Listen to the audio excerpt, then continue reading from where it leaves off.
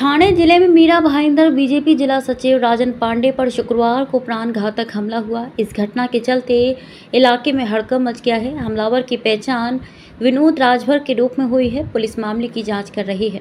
प्राप्त जानकारी के मुताबिक ये घटना भाईंदर पश्चिम के गणेश देवल नगर में बागेश्वरी कॉम्प्लेक्स के सामने शाम करीब 5:30 बजे हुई। विनोद राजभर ने पांडे के गले और पेट पर धारदार चाकू से 8 वार किए। इस दौरान बीच बचाव करने के पांडे के सहयोगी आनंद झा भी जख्मी हो गए। दोनों को घायल अवस्था में मीरा रोड के वॉकहार्ट हॉस्पिटल में भर्ती कराया गया है। दोनों की स्थिति स्थिर बताई जा रही है। राजन पांडे को बीजेपी 145 विधानसभा क्षेत्र प्रमुख एडवोकेट रवि व्यास के समर्थन के रूप में जाना जाता है। इस घटना से सभी स्तब्ध हैं। बताया जा रहा है कि राजभर आपराधिक प्रवृत्ति का है और भाईंदर पश्चिम में रेलवे स्टेशन के पास नींबू पानी बेचने की गाड़ी लगाता है। पांडे और राजभर में आर्थिक लेन देन को लेकर कुछ पुरानी रंजिश थी। शुक्रवार को दोनों का आमना सामना होने के बाद राजभर ने इस वारदात को अंजाम दिया। भाईंदर पुलिस थाने के वरिष्ठ पुलिस निरीक्षक विवेक सोनावनी मामले की जांच कर रहे हैं। खबर लिखे जाने तक किसी की गिरफ्तारी नहीं हुई थी। अवैध ड्रोन कैमरों को नष्ट करने के लिए पुलिस अधीक्षक ने दिया प्रदर्शन। छत्रपति संभाजीनगर जिले में कई तालुकों में अवैध ड्रोन कैमरों का उपयोग गश्त के लिए किया जा रहा था। यह ड्रोन कैमरा महसूल विभाग के बताए जा रहे थे, लेकिन कुछ लोगों ने इसका उपयोग रैकी के लिए करने का संदेह व्यक्त किया था। इस समस्या का समाधान करने के लिए पुलिस अधीक्षक विनय कुमार राठौड़ ने आज छत्रपति संभाजीनगर में एक प्रदर्शन किया, जिसमें अवैध ड्रोन कैमरों को नष्ट करने के तरीके दिखाए गए। इस प्रदर्शन में एंटी ड्रोन गढ़द्वार का उपयोग करके ड्रोन कैमरों को खंडित करने का तरीका दिखाया गया। पुलिस अधीक्षक विनय कुमार राठौड़ ने कहा कि अवैध ड्रोन कैमरों का उपयोग करने वालों के खिलाफ सख्त कार्रवाई की जाएगी। उन्होंने लोगों से अपील की कि वे अवैध ड्रोन कैमरों की जानकारी पुलिस को दें। की त्याला तो पॅरालाइज करून टाकतो, म्हणजे एकदा तो कमांड दिला की ज्या ठिकाणी आहे त्याच ठिकाणी तो उडत राहणार आणि शेवटी जोपर्यंत बॅटरी त्याची संपत नाही तोपर्यंत तो उडत राहणार आणि बॅटरी संपल्यावर तो चोरी की घटना में आरोपी का चुलत भाई ही निकला। नवी मुंबई के रबाले में रक्षाबंधन के दिन एक घर में चोरी की घटना हुई। चोर ने 37 तोला सोना, 1.5 किलो चांदी और 7.5 लाख रुपए की नकदी चोरी की। जांच में पता चला कि आरोपी करण राज पुरोहित ने अपने ही चुलत भाई रंजीत सिंह राज पुरोहित के घर में चोरी की। आरोपी श्वान और मांजर का व्यवसाय करता था और उसने चाइना से 12 लाख रुपए का श्वान मंगाया था, लेकिन वह श्वान मर गया, जिससे उसे बड़ा नुकसान हुआ। पुलिस ने आरोपी को गिरफ्तार कर लिया और 5 दिन की पुलिस कस्टडी में भेज दिया। पुलिस ने चोरी किए गए 34,84,000 रुपए के माल को बरामद कर लिया और आगे की जाँच कर रही है। वरिष्ठ पुलिस निरीक्षक दिलीप चव्हाण ने कहा कि आरोपी के खिलाफ सख्त कार्रवाई की जाएगी। सर, काय सांगाल? घरफोडीचा गुन्हा झाला होता, त्यामध्ये आरोपी अटकले, 100% रिकव्हरी झाली। कधी या गुन्हा घडला होता आणि कशा प्रकारे रिकव्हरी होऊन आरोपी लागले? 19 ऑगस्ट 2024 ला रक्षाबंधन आणि नारळी पौर्णिमा होती। तर त्या दिवशी फिर्यादी रणजित सिंग कल्याण सिंग राज पुरोहित हे त्यांच्या कुटुंबासह मंदिरमध्ये दर्शन घेण्यासाठी गेलेले होते। मंदिरवरून ते परत आले त्यावेळी त्यांचा मेन गेट आणि बेडरूमचा टाळा हे तुटलेला दिसला। त्यांनी आत जाऊन तपासणी केली, त्याच्यामध्ये त्यांचे जवळपास 35 ते 37 तोळे सोने, 1.5 किलो चांदी आणि रक्कम जवळपास 15.5 लाख रुपये चोरीला गेल्याचे त्यांच्या निदर्शनास आले। त्यानंतर त्यांनी पोलीस ठाण्यात येऊन तक्रार दिली। त्या तक्रारीप्रमाणे आपण गुन्हा दाखल केला। रबाळे पोलीस स्टेशन गुन्हा क्रमांक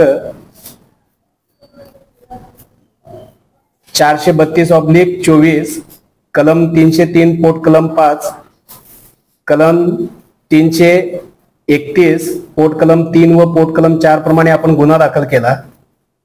घटनास्थळी स्वतः पोलीस उपायुक्त परिमंडळ श्री डहाणे सर यांनी व्हिजिट केली। ACP Vashi division Gawade sir यांनी व्हिजिट केली।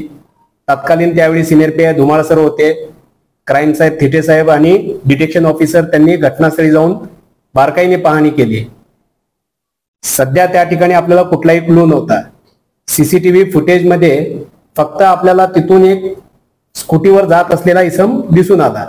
त्याचा रूट ज्यावेळी हे स्पेशल टीमने हे केलं, मॅपिंग केलं, त्याच्यामध्ये बाबा त्या विश्लेषण केलं, त्याच्यामध्ये तो जो आहे तो फिर्यादीचा सक्का चुलत भाऊ असल्याचं दिसून आलं। त्यावेळी त्याला ताब्यात 25 तारखेला रात्री घरातूनच ताब्यात घेतला.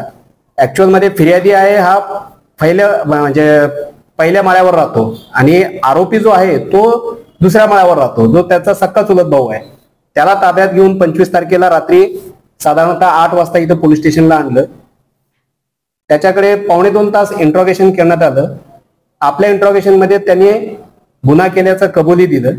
त्याच्याप्रमाणे त्या गुन्ह्यात अटक करून त्याच्याकडून जवळपास 100% रिकव्हरी म्हणजे 37 तोळे सोने, 1.5 किलो चांदी आणि जवळपास 7.5 लाख रुपये त्याच्याकडनं रिकव्हरी केलेली आहे.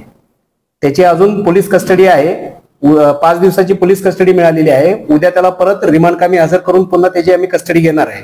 आणि याच्या चोरीचा मागचा उद्देश काय होता? दोघं भाऊच होते आणि त्याला कसं कळलं की घरामध्ये इतकी रोख, कॅश आणि इतकं सोनं आहे ते? बरोबर. हा विदेशी डॉग्स आणि कॅट्स आहे, तो इम्पोर्ट करतो, त्याचा तो बिझनेस आहे. आताच रिसेंटमध्ये त्यांनी चायनामधून एक डॉग इम्पोर्ट केला होता. 12 लाख रुपये समथिंग त्याची प्राइस होती. परंतु तो डॉग आहे ना, तो मयत झाला. त्याच्यामुळे त्याला लॉस झाला. आता लॉस मधून आपण बाहेर कसं निघायचं हा त्याचा विचार चालू होता, जे चौकशीमध्ये रिव्हील झालं. त्याला माहित होतं की बाबा घरी भावाकडे बाबा घरामध्ये त्यांचा बिझनेस आहे, त्या बिझनेसचे पैसे आहेत, जवळपास बाबा घरगुती खानदानी आपले सोनं नाणं आहे आणि नातेवाईक असल्यामुळे घरी ये जा असल्यामुळे त्याला ते घराची पूर्ण माहिती होती. आणि हे ज्यावेळी मंदिराला दर्शन घेण्यासाठी गेले तर ती संधी साधून त्यांनी बाबा ते काम करून घेतलं. इव्हन तक्रार देताना सुद्धा फिर्यादी सोबत हा आरोपी पोलीस स्टेशनला आलेला होता. नंतर हे तपासामध्ये तोच असल्याचा निष्पन्न झाला. तपासामध्ये आरोपीबाबत अजूनही यापूर्वी असे काही गुन्हे वगैरे केले असं काही निष्पन्न झाले? आता आरोपीचं वय आता सध्या 26 आहे. तो मायनर असताना 18 वर्षापेक्षा कमी असताना त्यांनी गुजरातमध्ये पण सेम चोरीचेच 2 गुन्हे केल्याचे आतापर्यंत तपासामध्ये निष्पन्न झालेलं आहे. पोलीस आपल्याला किती दिवसाची पोलीस कोठडी? आपल्याला 5 दिवसाची पोलीस कोठडी भेटलेली आहे. उद्या त्याचा रिमांड आहे. परत आम्ही कस्टडी घेऊन बाकी अजून त्याच्याकडून काय निष्पन्न होत आहे का ते आमचा प्रयत्न चालू आहे. आरोपी एकच आहे? आरोपी एकच आहे.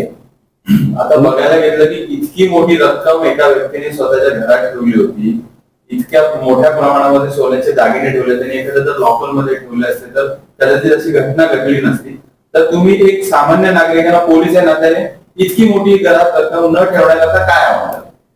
आमचं आव्हान हेच आहे की बँकेने खूप काही सुविधा पुरवलेल्या आहेत, लॉकर सिस्टम दिलेलं आहे, इव्हन फ्री ऑफ कास्ट पण तुम्हाला सेवा पुरवली जात आहे. तर तुम्ही बाबा इतकं दागिने पैसे घरी न ठेवता आपल्या अकाउंटवर किंवा लॉकरमध्ये बाबा सदरचे दागिने ठेवावे, हेच आम्ही रवाळे पोलीस ठाण्याकडून आवाहन करतो.